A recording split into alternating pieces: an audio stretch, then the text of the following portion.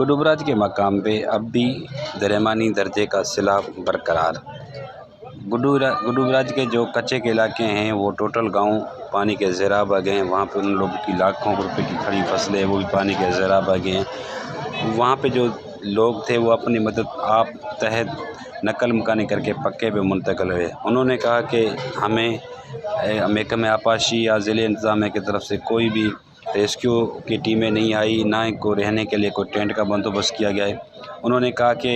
ہم اپنی مدد تحت اپنا سامان بچا ہوا سامان پکے پہ منتقل ہے۔ انہوں نے مزید وش نیوز سے بات کرتے ہوئے کہا کہ میں ساری فصل میں جوار باجرا مونگا کل برداشت تھا ساری تقریباً میں کچا تقریباً 800-900 ایکڑ تھا ٹوٹل کل ایریا برداشت تھا اچھی کمان دستا مونگ دستا کل برداشت تھا خاص نہیں آتا کوئی بھی نہ کوئی ٹیم آتا نہ ڈی سی مرد نہ خاص نہیں آتا میں مطالبہ مرا چی خارش بیماری ہیں مثال دوا ڈاکٹری چی فصل ہمارا معاوضہ آتا گورنمنٹ فصل 50-60 ایکڑ میں بردو شدا مونگ دان کمان دا فصل دا وقت شدا بیماری مال مویشی رہا نی وشٹ یا مہربانی وقت میں آواز ہوتا تھا پوجنی مطالبہ شنگ بار تمبو ملی ٹینٹ ملی راشن پانی ملی گورنمنٹ ڈاکٹری نے بیماری مال آ رہا چک فصل ہے ہمارا معاوضہ ملی اگر کھاد بیج سسٹم بھانڈ ہمارا ملی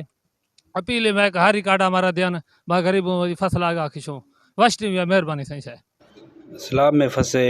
ہوئے علاقہ مکین وش نیوز سے بات کرتے ہوئے کہا کہ ہم سندھ حکومت اور ضلع انتظامیہ کو